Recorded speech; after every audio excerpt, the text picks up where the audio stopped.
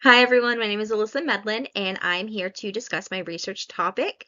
I work for Pasco County Schools and it's something that's near and dear to my heart working with the students, so I kind of wanted to research something that involved that. I've been working with Pasco County Schools for about 3 years and have seen a lot of different strategies used in the classroom, and I wanted to discuss how positive reinforcement, incentives, and behavior strategies benefit the classroom. So with that being said, let's get started. So my first slide kind of goes over what these terms mean. So in the past, you've probably heard parents or grandparents talking about how their teachers or school staff used, negative means to punish them for their behavior choices, whether that was actual force, expulsion, things like that. Now we're trying a different approach. We found that working with like positives gives you a better outcome overall. So with that being said, we use things like treasure box tickets.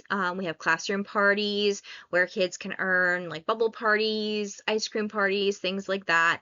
And we also have a thing called a clip chart, which you can actually see in this slide here. This clip chart is pretty cool because the students get to partake in it. So if they make a positive choice, they get to clip up. If they make a negative choice, they clip down. So they kind of have control over their actions and their reactions to those actions, which I find is a great method.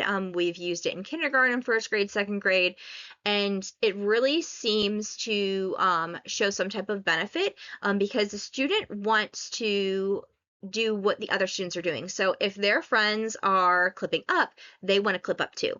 So having this chart is really handy in the classroom because they can track how they're doing throughout the day and they can improve upon how they're doing throughout the day, which is really cool.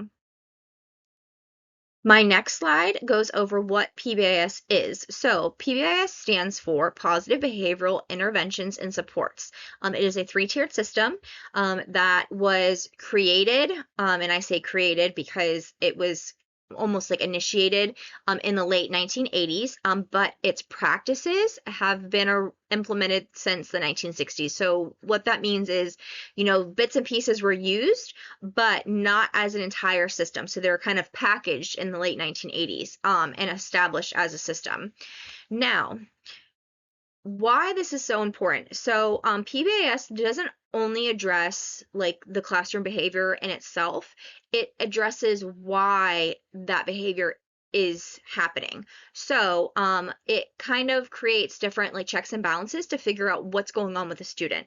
Not just, oh, Johnny, threw a pencil, let's punish him for that. But why did Johnny throw the pencil? What's going on that made him want to throw that pencil? And you can figure out what's going on with the student and then figure out how to best handle the situation so that you can turn it around and the student can turn it around. So there are like different groups that the students can go to where they learn like emotional and behavioral responses that are appropriate, things like that. So it's a really great system overall from what we've seen. Now my next slide kind of goes over some of the facts. So like I said, PBIS has been around for quite some time. Now there's been different studies going over kind of what it's done in a classroom setting. And one study in particular was conducted over a 4-year time span that was like with introduced randomized groups of students to this system from 37 different elementary schools, which focused on behaviors and concentration issues, social emotional functioning, things like that. And it was found that students who were in the groups using PBIS were 33% more likely um, to not have those need for office interventions than the other groups. So that meant that their behaviors didn't escalate to where they needed to be removed from class, which is the most important part. We want the students in the classroom so that they're learning at all times. And we want them to want to come to school and we want them to want to learn. So with that being said, I'm hoping that with more research conducted, I can find out more about this system, and I hope you enjoyed my slideshow.